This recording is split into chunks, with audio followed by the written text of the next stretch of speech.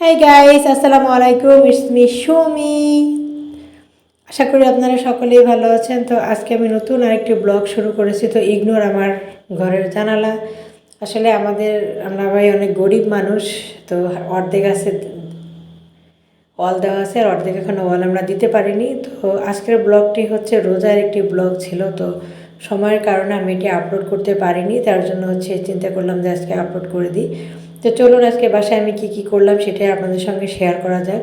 তো এটা হচ্ছে আমার ছেলে এবং তার বাবা একটু বাইরে গিয়েছিল। তো আমার ছেলে হচ্ছে বাইরে গেলেই তার খেলনা কিনতে হবে, এর জন্য সে একটা ডক্টর সেট কিনে নিয়ে আসছে। তো তার হচ্ছে এত পরিমাণে খেলনা আমার বাসায় আছে, যেগুলো আমি যদি খুব সুন্দর করে যদি গুছিয়ে ভালো করে রাখতে পারতাম, বা আমার ছেলে যদি প্রত্যেকটা খেলনাই না ভেঙে সম্পূর্ণ রেখে দিত, তাহলে মনে করেন একটা খেলনা দিয়ে আমি নিজেই দোকান দিতে পারতাম। তো এখানে হচ্ছে আমার বাচ্চা খেলছে এবং আমি চলে গেলাম রান্নার প্রসেসিংয়ে। তো সেখানে আমি 3টি আলু সেদ্ধ করে নিয়েছি, মশলা পেঁয়াজ এগুলো সব কেটে নিয়েছি। যেহেতু আমি একা বাসায়, তার জন্য হচ্ছে আমাকেই সব কিছু সুন্দর মতো রান্না করতে হবে। তো আজকে হচ্ছে যেটা করব, আমি ডিম দিয়ে হচ্ছে বিরিয়ানি রান্না করব। এটা আসলে শুনে সবাই অবাক হয়ে গেছেন, আসলে এটাই হচ্ছে বাস্তব। আজকে আমি ডিমের বিরিয়ানি রান্না করব। সব কিছুই হচ্ছে সেম প্রসেসে সেমভাবেই করব, কিন্তু গোশের পরিবর্তে থাকবে হচ্ছে ডিম।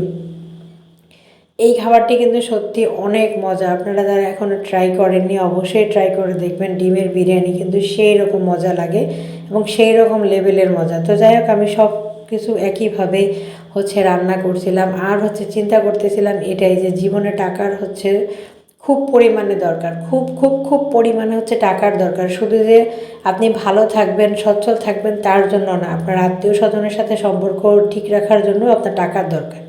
কারণ আপনার যত বেশি টাকা হবে, আপনার আত্মীয় স্বজন ততই আপনাকে ভালোবাসবে এবং আপনার কথা শুনবে। আপনি যেটা অন্যায় করবেন সেটা অন্যায় হিসেবে না নিয়ে সেটা মনে করেন মাথায় নিয়ে থাকবে, এরকম কিছু একটা ব্যাপার। তো আমি এটাই চিন্তা করছিলাম যে জীবনে আসলে অনেক ভুল করেছি, সামনে আর কোনো ভুল করা যাবে না।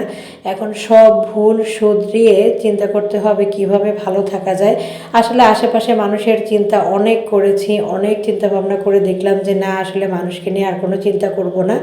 এখন থেকে নিজের চিন্তা, নিজের সংসারের চিন্তা, নিজের বাবা মার চিন্তাই করব। কারণ মানুষের চিন্তা করে কী লাভ?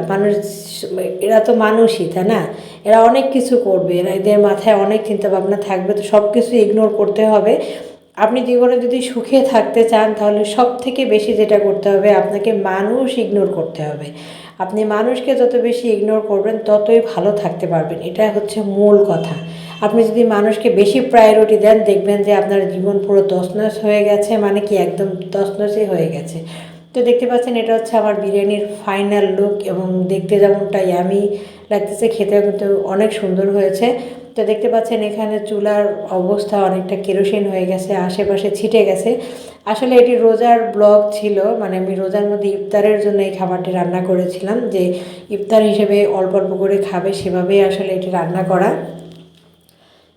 এটি খেতে অনেক ভালো লেগেছিলো। আমি আসলে অনেক চিন্তা করছিলাম যে আসলে কেমন না কেমন হবে। এই যে দেখেন ফাইনাল লুক কেমন লাগছে দেখতে, দেখতেও যেমনটা সুন্দর ছিল, খেতেও অনেক বেশি সুন্দর হয়েছে। আমি পরবর্তীতে আরও একদিন রান্না করব এবং আমি খাবো, আমার ইচ্ছা আছে। এখন যদি রিজিকে থাকে তাহলে তো সবাই ভালো থাকবেন, এবং আমার ভিডিওটি বেশি বেশি করে লাইক শেয়ার করবেন, সাবস্ক্রাইব করবেন।